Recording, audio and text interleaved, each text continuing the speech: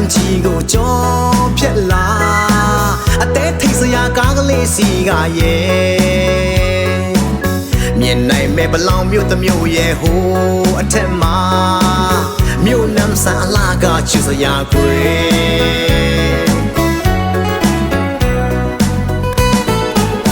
တောင်ပေါ်ကိုရောက်သွားခဲ့ရင်မြင်ရမယ်ရိုးမတောင်တန်းနဲ့လက်ဖက်ချံကိုအလိုလိုလေးစိတ်ထဲကနေကြည်နူးလို့ချစ်တဲ့သူတွေ့ရတော့မလို့အချိန်တန်ပြန်ရတော့မယ်ဆိုရင်တမျိုးပဲ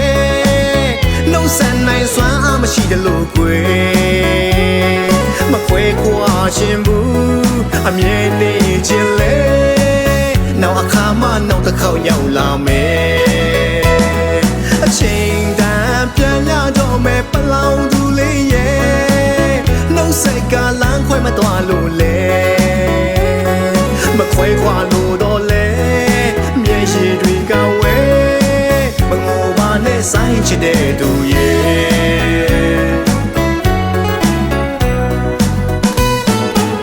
မြို့မုံတွေအုံဆိုင်တဲ့အချိန်ကိုရောက်ရင်အေးချမ်းတဲ့နှင်းပွင့်ကြမှာကွယ်ခင်မင်းသူစိတ်ထားလေးဖြူစင်လို့ရဲ့စကားပြောရင်တိတ်တိတ်ချစ်စရာကွယ်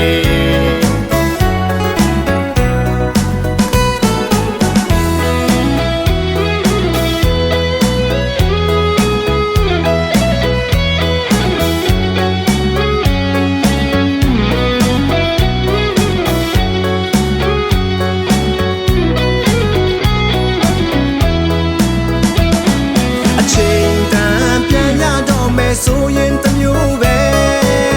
နှုတ်ဆက်နိုင်စွမ်းအားမရှိတယ်လို့ကွယ်မခွဲခွာခြင်းဘူးအမြဲတည်းခြင်းလေနောက်အခါမှနောက်တစ်ခေါက်ရောက်လာမယ်အချိန်တန်ပြန်ရတော့မယ်ပလောင်သူလေးရဲ့နှုတ်ဆက်ကလမ်းခွဲမသွားလို့လေမခွဲခွာလို့တော့လေမျက်ရည်တွေကဝဲမငိုပါနဲ့ဆိုင်ချတဲ့သူရဲ့